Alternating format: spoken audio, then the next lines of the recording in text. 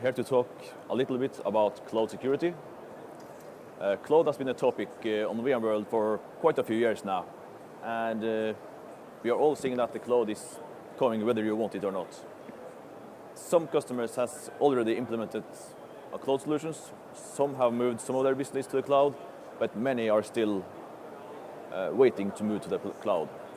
And in the light of recent revelations from some flute blower in Russia now, many customers have some concerns that they didn't have earlier, because it seems that the world is different than we thought. And I think we have to look a bit back, because I started out as a consultant some 17 years ago doing firewalls and IDS systems and IPS systems with security. And back then the internet was different than now, because it was very open and it was majorly academic environments, but more and more customers were getting connected to the internet, so I helped them do that in a secure way. I also showed them how to analyze logs and to report security breaches and attempts. And sometimes we tried to contact the people who were attacking, or the people responsible for that IP ranges. And if there was a big attack, we would call them directly. This worked with the Western countries, and especially if there were someone we knew, kind of, in our neighboring countries. There were also some attacks from Asia and from the Middle East, and we never ever heard from a single one of them. They never responded to anything. In 2006-07 something, there were a huge increase in attacks from China, especially on companies who either had money or intellectual property. And there have been some rumors that the Chinese government may have been active in it, and it may be true, but we really don't know for sure. Only 90% or something, I don't know. And the US government and the Australian government and some others have also warned against Huawei, which is a Chinese company. And they are doing networking equipment, and especially mobile equipment for LTE 4G equipment around the world. But there are no evidence that there are anything suspicious. It's just allegations. So it was quite surprising, a bit surprising that when this guy that is now located in Russia revealed this PRISM program. Not that it was a PRISM program, but the extent of it. That they were they had used submarines to install equipment to monitor the transatlantic cables across the sea, and that they were monitoring a lot of international networks. And they were also creating a database of who have contact with who.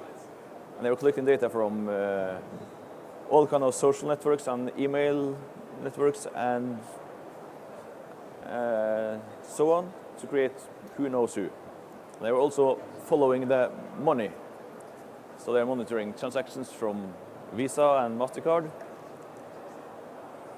And in 2010, they also cut an agreement with the EU about monitoring European transactions, the SWIFT transactions. What they didn't tell them well, or what wasn't official back then, that is that they had been monitoring it for several years already, even though the agreement was in 2010. So, in a cloud perspective,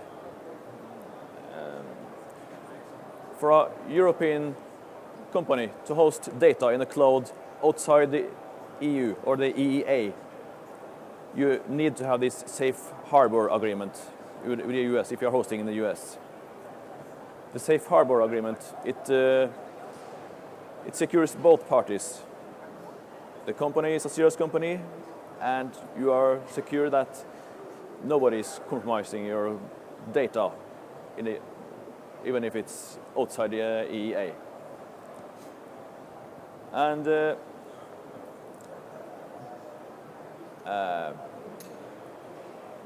after the Prism scandal now, this agreement is being looked upon again, because after all the abuse, because NSA has 90,000 employees who have access to everything, or almost. And there have been lots of examples of people spying on their wives and ex-wives, and you could just monitor anything. And in the light of that, this agreement is being looked upon again, and maybe European companies will be unable to host in the US in the future. We don't know. What we do know is that Brazil and will definitely not allow anyone to host in the US anymore, because NSA were spying on their president and the national oil company, Petrobras. They were monitoring their network lines. They were monitoring the cell phone to the CEO. And it's hard to explain how that can protect Americans, or yeah, because it looks very much like industrial espionage. And I think that is outside the mandate of the NSA. I don't know. But they are doing what they can to protect the US, they say. I don't know.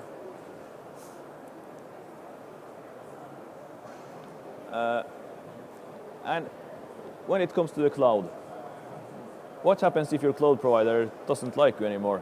Because that has happened. WikiLeaks used to be hosted in Amazon.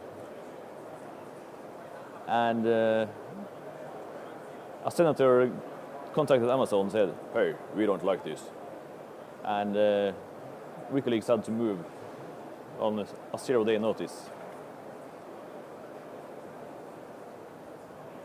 So that is something customers are worried about.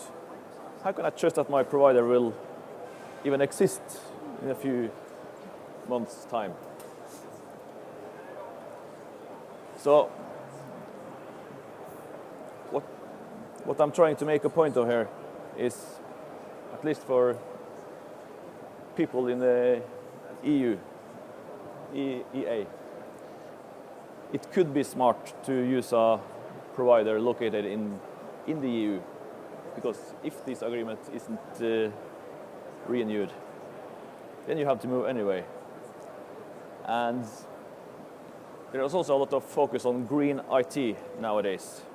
And it could be wise to choose a data center in a country with stable politics, stable electricity, and good internet connection. That could mean one of the Nordic countries, but it could also mean the new data center in Portugal. They have a big solar cell system there. You just have to make sure you're doing it the right way.